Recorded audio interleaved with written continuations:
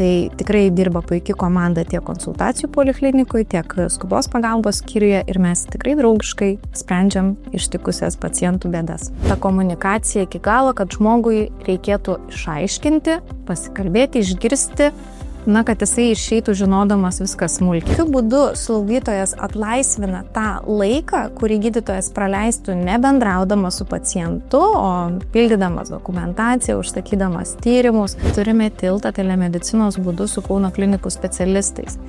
Tai tikrai yra tekę netgi daryti sunkiam neįgaliam pacientui, kuris net neatvyko iki mūsų, suorganizuoti konsultacijas telemedicinos būdu. Ir pastebim, kad pacientų skaičius auga, tai reiškia, kad viso rajono gyventojams sugrįžta pasitikėjimas skubios pagalbos skyriumi.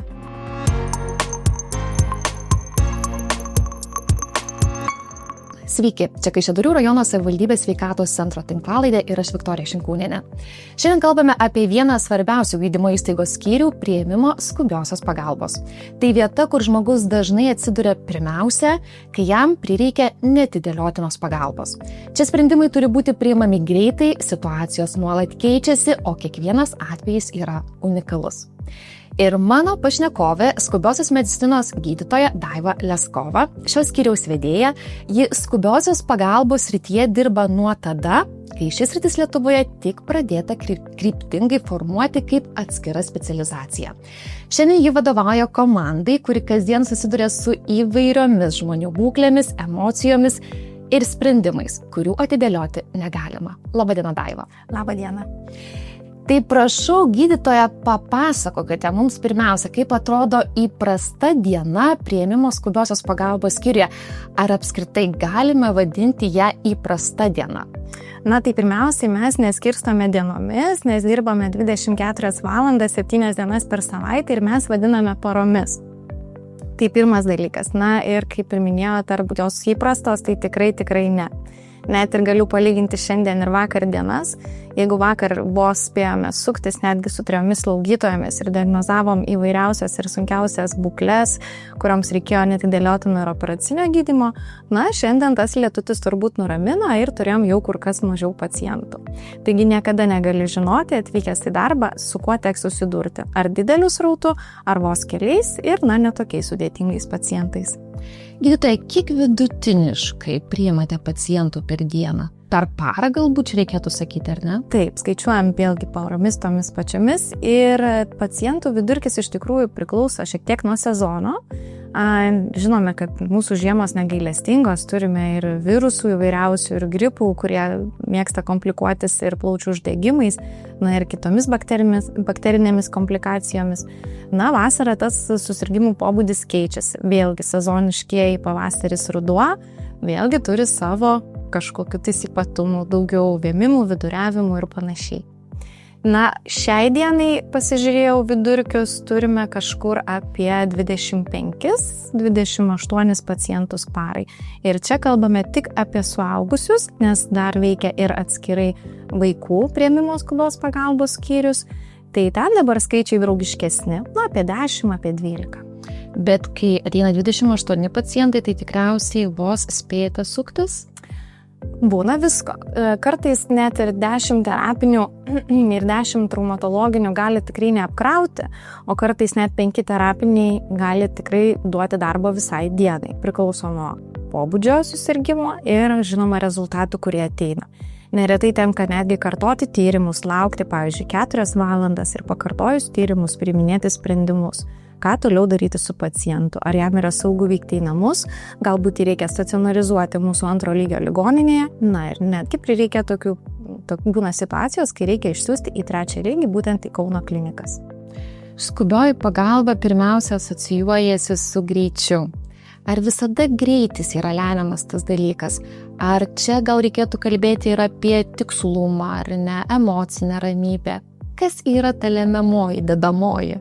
Gal sakyčiau, svarbiausia tai būtų reakcija ir antroje vietoje, ko gero, paminėčiau komunikacijos svarbą, nes neretai mūsų pacientai turi regos ar klausos kažkokias jau negalės ar ne, senatviniai tie pakitimai, būna sunku susibendrauti, išsiaiškinti tuos simptomus, automatiškai atsiranda artimieji, kartais jų nėra, kartais tenka skambinti, aiškintis, kodėl kvietė, kokios priežastys.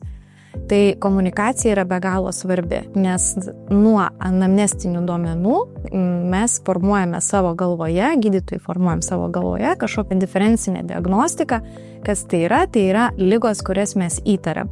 Na ir pirmiausiai taikome į tas sudėtingiausias, blogiausias ligas, kurios gali kelti didžiausią pavojų sveikatai. Tai kryptingai paskiriame tiek laboratorinius kraujo, šlapimo tyrimus, radiologinius tyrimus, rentgenogramas, ultragarsinius tyrimus. Esant reikalui turime galimybę konsultacijų poliklinikoje pasiprašyti specialistų pagalbos, ginekologų, ausų nosies gerklės gydytojų, kardiologų, endoskopuotojų. Tai tikrai dirba puikiai komanda tiek konsultacijų poliklinikoje, tiek skubos pagalbos skyriuje ir mes tikrai draugiškai sprendžiam ištikusias pacientų bėdas. Ar ilgai tenka laukti jūsų skyriuje? Na, pirmiausiai pacientas papuolęs pas mus į skyrių, jis yra pasitinkamas slaugytojų ir pagalbinių darbuotojų, paramedikų ir pradedamas rūšiavimas. Na, užregistruojame be abejonės, reikia paimti sutikimus, kad jie sutinka būti tyriami, apklausiami ir gydomi. Na ir toliau jų kelias yra į apžiūros kabinetą. Tai pacientai realiai kaip ir net nelaukia, iš karto su jais yra užsiimama. Tai išrūšiavus pacientą, kas tai yra matuojami gyvybiniai rodikliai. Čia atsiprašau, tas šviesoforo principas, ar ne? Taip, pagal šviesoforo principą mes išrūšiuojam ir priskiriam kažkokią kategoriją, ne pagal sunkumą. Jų yra iš viso 4, dažniausiai vyraujanti yra 3 kategorija, kuri leidžia mums teikti pagalbą, net ir kokią 30 minučių pacientas galėtų kaip ir laukti, ar ne? Bet mes, būdami mažesnė ligoninė, ar ne, turime tikrai tą srautą, sakyčiau, labai racionalų ir mūsų skyriuje darbuotojų skaičius taip pat labai optimalus aptarnauti būti tokiam skaičiui. Tai yra 1 gydytojas, 2 slaugytojos, retkarčiais netgi ir 3 ir 1 pagalbinis personalas. O kokie atvejai gydytoje iš tiesų yra laikomi skubiais? Ar dažnai, pavyzdžiui, pasitaiko situacijų, kur žmonės labai emociškai sureaguoja, ar ne? Ir, vykti į skubios pagalbos skyrių kartais visai ir nereikia. Kas yra tas skubus atvejis? Tai emocijas skirstyčiau turbūt į 2 grupes. Pirmoji tai yra ta natūralioji tikra emocija, kai tikrai mato, tarkim, artimieji ar pats pacientas, kad būklė yra bloga ir tai yra tos natūralios emocijos baimė, išgąstis, nerimas. Na ir tikrai turim tų pacientų, kur tos emocijos galbūt šiek tiek būna hiperbolizuotos, kai, tiesiog, laukiau ilgai, noriu, duokit man greičiau. Aišku, tai yra mažuma ir Kaišiadorių rajono gyventojus tikrai noriu ir pagirti ir padėkoti jiems. Tai yra tikrai ir mandagus, ir kantrus daugumoje pacientai.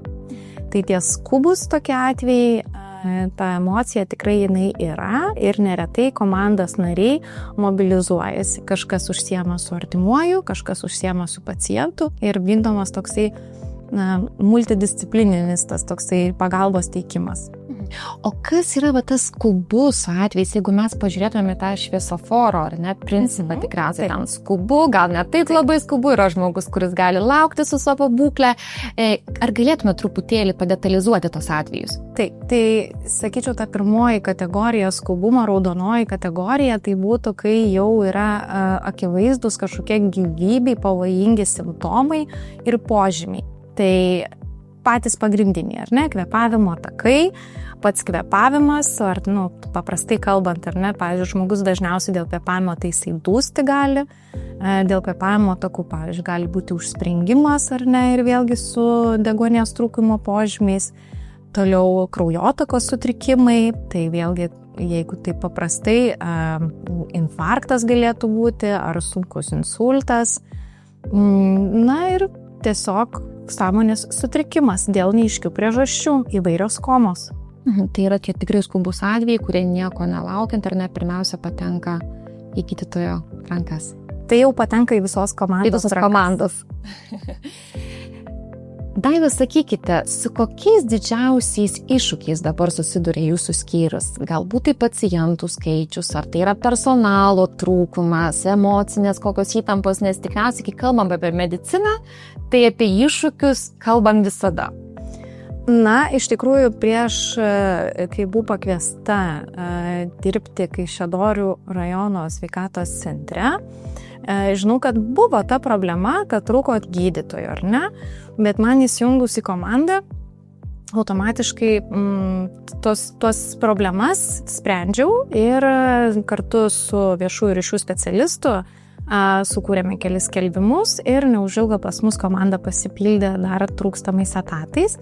Ir šiai akimirkai turime pilnai užpildytus etatus ir budėjimai grafikai statosi kuo puikiausiai.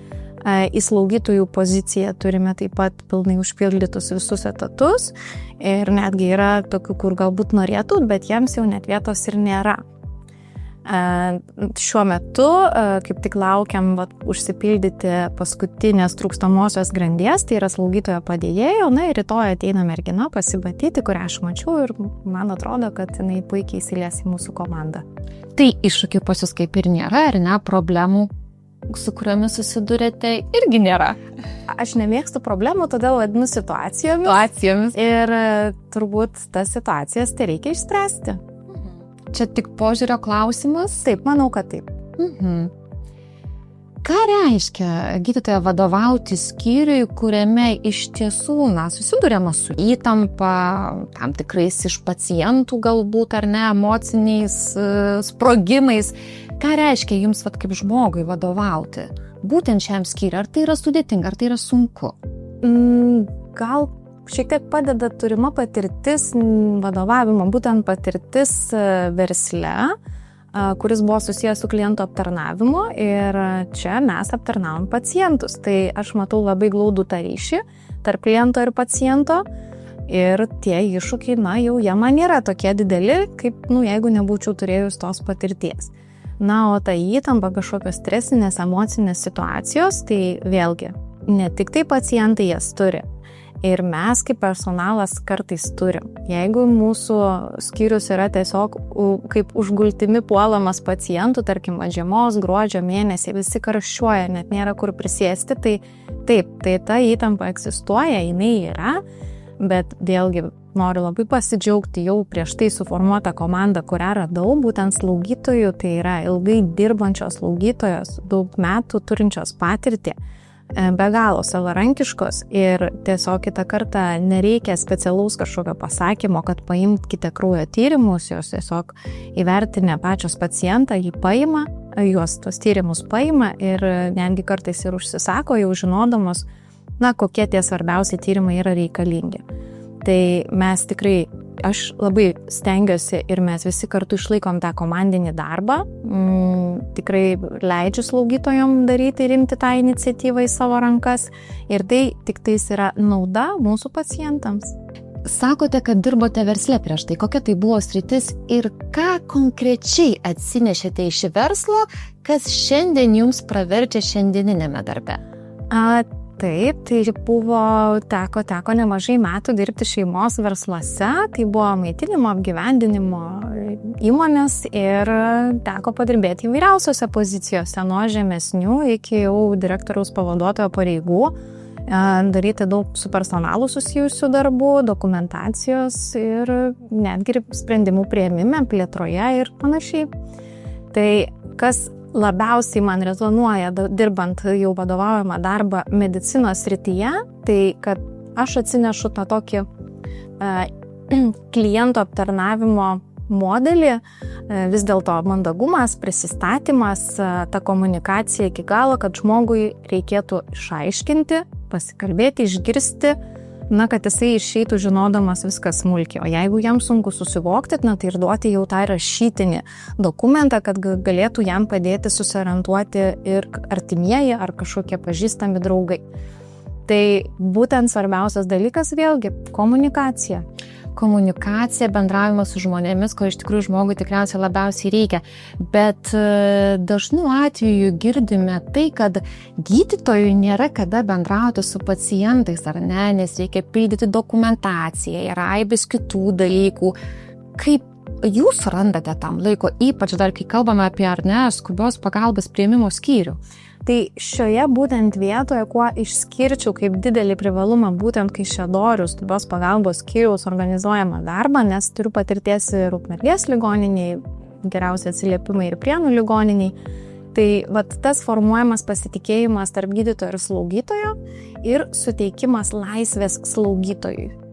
Čia slaugytojo vaidmuo labai svarbus, ne? Tokiu būdu slaugytojas atlaisvina tą laiką, kurį gydytojas praleistų nebendraudamas su pacientu, o pildydamas dokumentaciją, užsakydamas tyrimus, ar ten paskirdamas ar ne kažkokį maistelį. Jau gydytojui atlaisvėja rankos ir atlaisvėja tiesiog kalbėjimas tampa laisviau, daugiau laiko pabendrauti su tuo pacientu. Na, išskiria tokias dvi sąvokas - pacientas ir klientas, ar ne? Kuo jie panašus, ar ne? Ir kuo jie skiriasi? Kaip tas sąvokas apskritai apie jas galėtumėm kalbėti medicinos srityje? Tai gal čia toks retoriškas klausimas visiems pagalvoti, ar ne, o kuo skiriasi pacientas būtent viešajam sektoriui priklausančiai ligoniniai ir privačiam sektoriui priklausančiai ligoniniai? Kurgi čia tada skirtumas? Ar aptarnavimas, bendravimas to kliento paciento turėtų skirtis privačiam ir visuomeniniam? Aš manau, kad ne. Daktare, skubioji pagalba neatsiejama nuo komandinių sprendimų. Kiek svarbus yra bendradarbiavimas su kitais skyriais? Jūs paminėjote, ar ne, slaugytojos vaidmenį ar slaugytojo vaidmenį. Kuo yra svarbus bendradarbiavimas, tiesiog su kitais gydytojais tuo metu, kai ateina pacientas? Čia gal tas momentas, kai ateina, tai vis tiek jis bendrauja su mumis, bet, be abejo, mes sprendžiam kažkokią sveikatos problemą. Jos būna arba ūmios, arba lėtinės. Labai daug pacientų vis dėlto yra su lėtiniam problemom. Tai ką tai reiškia, kad jie jau tas ligas gydėsi prieš tai. Ir kurgi jie jas gydėsi? Be abejo, pas šeimos gydytoją ir galbūt buvo nuvykę pas kažkokį specialistą. Tai aš netgi su mūsų konsultacijų, mūsų pirminio sveikatos priežiūros centro vadovu esam organizavę bendrus susitikimus būtent su šeimos gydytojais. Esu išdalinusi savo kontaktus, davusi leidimą skambinti ir aktyviai tą darome, bendraujame su šeimos gydytojais. Ir tas pacientas, kuris turi tikrai sudėtingas lėtinės ligas, kur reikalinga nenolatinė, gal periodinė stacionarizacija, pavyzdžiui, kraujo perpilimai ir panašios procedūros, tai mes jau derinam tiesiog telefonu, palaikom labai glaudų ryšį. Kitas dalykas, turime tiltą telemedicinos būdu su Kauno klinikų specialistais. Tai tikrai yra tekę netgi daryti sunkiam neįgaliam pacientui, kuris net neatvyko iki mūsų, suorganizuoti konsultacijas telemedicinos būdu, gauti visas rekomendacijas, ir suplanuoti jau su pervežimais, su viskuo sekančią dieną iš ryto stacionariniam gydymui. Tai manau, kad tai yra be galo didelis pasiekimas, nes sunkus pacientas, kurio ir transportavimo, logistikos klausimai tiek finansiškai, tiek žmogiškąja prasme yra sudėtingi, tikrai yra išsprendžiami kur kas anksčiau. Kiti specialistai, tai yra jau mūsų stacionarinių paslaugų ar neskyriai, tai yra palaikomojo gydymo ir slaugos, ir vidaus ligų skyrius. Tai tikrai puikiai sutariam su vadovėm ir tenka net ir pabendrauti su nakvynės namų vadovėm ir sprendžiam net ir socialiai pažeidžiamos grupės asmenų tas problemas, derinam, pavyzdžiui, guldymus į slaugos skyrių, socialiniai darbuotojai kreipiasi, kad, tarkim, namuose rado labai blogą situaciją, tikrai kalbam, bendraujam, atvažiuoja, ištiriam, randam vietą, ir padedam, kaip galim. Daiva, tai ką pasakojate iš ties yra nuostabu. Kalbate apie dėmesį pacientui, ar ne? Sakote, kad iššūkius visus galima įveikti. Personalo trūkumo nėra. Ar susidurite su kokiais stereotipais? Nes iš tiesų, važiuodamas dažnas į skubios pagalbos ar ne skyrių sako, o Dieve, laukti reikės ilgai, gydytojai dažnai būna nedėmesingi, jie būna pervargę. Ir jeigu susidurite, ar bandote tai pakeisti?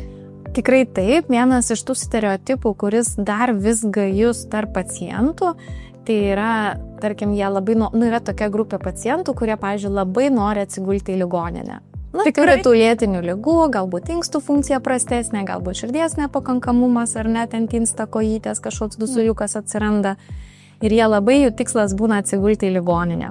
Aišku, vienatvės komponentas čia taip pat žaidžia savo vaidmenį.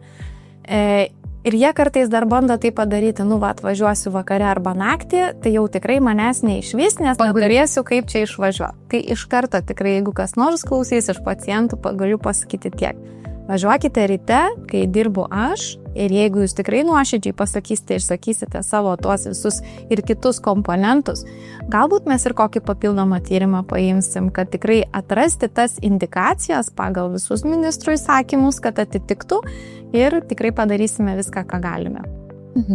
Tai, kad žmonės kartais keliauja į gydymo įstaigas, nes jaučiasi vieniši, tai tas komponentas yra, ar ne? Yra, ir jeigu iš tikrųjų ta problema yra, tai mes tikrai ir paieškome kontakto ir būtent artimųjų ir pabendraujam būtent su artimaisiais ir keliam tą klausimą, galbūt, nepaslaptis, daug emigravusių yra būtent dabartinė vyresnioji karta, daug jų vaikų yra emigravusių į kitas šalis ir tie senesni pacientai, jie neretai būna vieniši.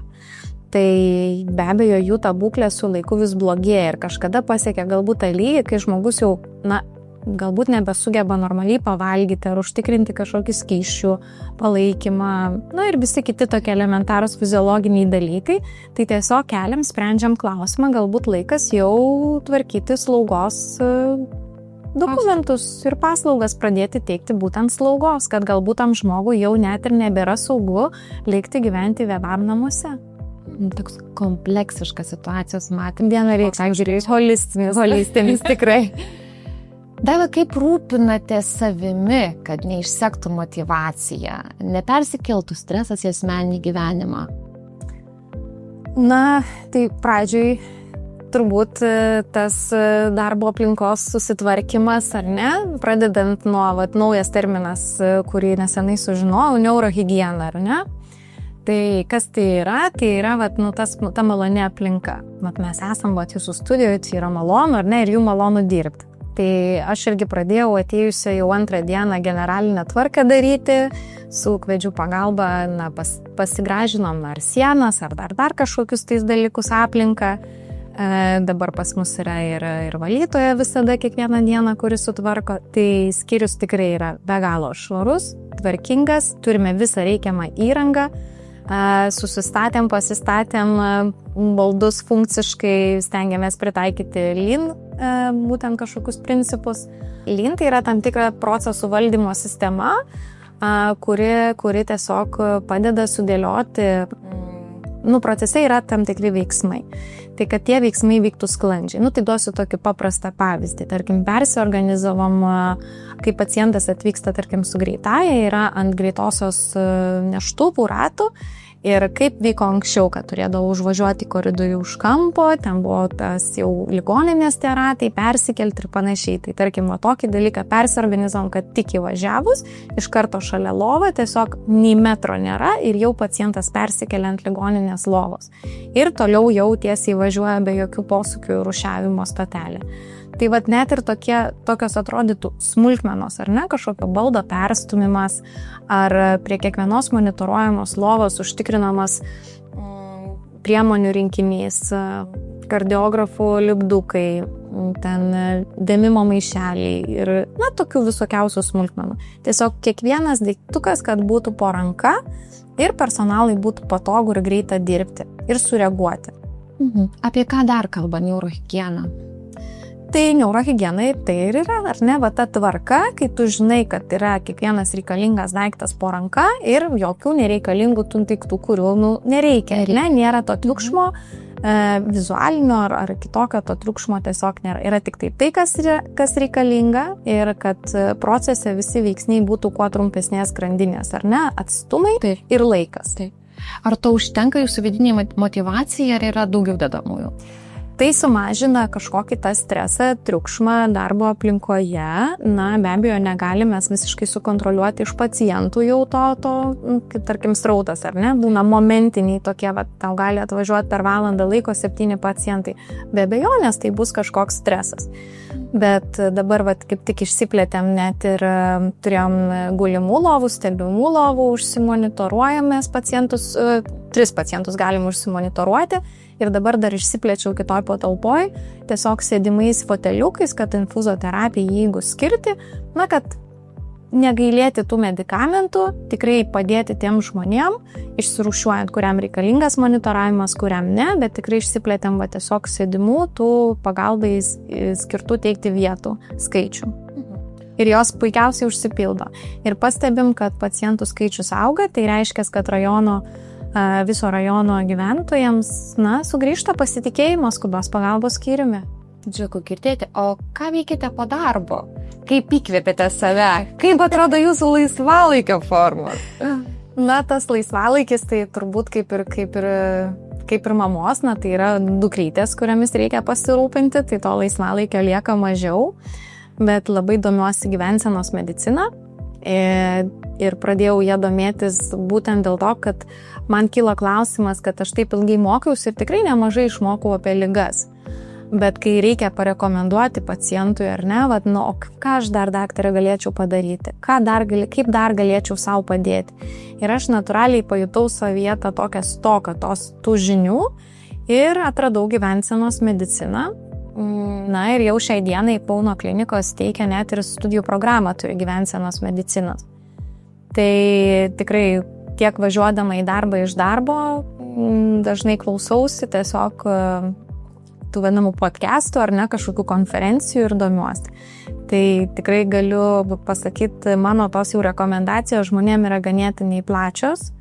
Ir įvairiausiose situacijose ne tik tais medikamentinės turiuomenį rekomendacijos, bet būtent gyvensenos medicina sprendžia vėlgi mitybos, kažkokių gyvenimo įpročių, galbūt vitaminų klausimą. Tai mano rekomendacijos jau pasipildo ir papildomai šitais dalykais.